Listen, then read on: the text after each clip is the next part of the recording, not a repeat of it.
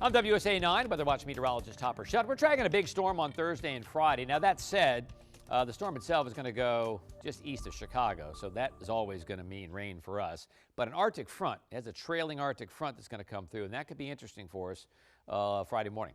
So let's start with Thursday morning. Here's the rain. This is the American model. A little bit of snow and a mix along I-81. I would like that mix a little further east, and I think the European does a better job on that.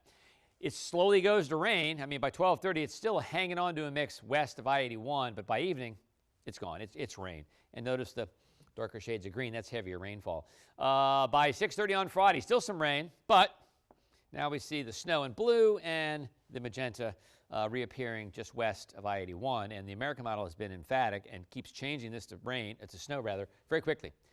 And rather significant snow at that. I mean, this is a moderate band of snow here.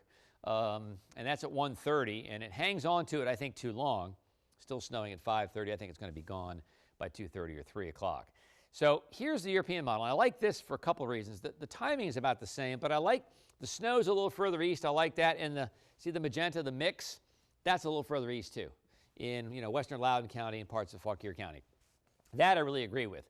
But by 1 o'clock, it turns everything to rain except west of the divide. And then by 6:30, it's raining to beat the band. There's that dark green. That's heavy rain. And then by Friday morning, lighter rain, but yes, here comes the mix associated with the cold front, the Arctic front, if you will. And by early in the morning on Friday, European says, hey, it's going to kick to some sleet or snow all the way to the district. And then by, early afternoon, 11:30 in the morning, pretty good snows. Again, D.C. north and west, a mix, though, all the way into northern Charles County. But the difference here is it kicks it out quicker. So we shall see. It's going to be hard to overcome temps in the 50s and all the rain the previous night for any accumulation. But that flash freeze is kind of what I'm concerned about, with temps just crashing. Here's the winter storm watch out to the west, including Romney and Cumberland, Oakland, and Petersburg. I think there's going to be a good thumping of snow before the changeover. So you folks out there could get 2 to 4 inches quickly before it changes to sleet, freezing rain, and I think eventually rain. So here are the snowfall maps. Yep, GFS has gone a little crazy here with 3 to 6 inches to Gaithersburg. Again, it's figuring that everything that falls will stick. It's not going to happen. A lot of it's going to melt. And it even has some accumulating snow down into Charles County. I think that is a little bit overdone. But I will say this. I mean, it's a very dynamic system. And it's going to have, it may even have thunder snow. It may be like a summer cold front whipping through that produces some pretty strong thunderstorms and thunder showers that just are gone in 45 minutes or an hour. It's going to be similar, except it's the winter version. The European says, okay, a little bit of snow either side of I-81, significant snow west, well west of I-81 and into the mountains. So here we go. Time it out for you. 6 a.m. to noon, brief mix to rain north and west, all rain, metro, south, and east, and then a mix along and west of I-81. By afternoon, that mix goes to rain, except maybe west of the divide. Rain heavy at times in the metro. I mean, even though it's just rain in the metro, the airlines may still have delays. Who knows? Hard to predict that. More rain Thursday night. Temperatures, though, steady are rising into the 40s and 50s. Then they crash on Friday morning.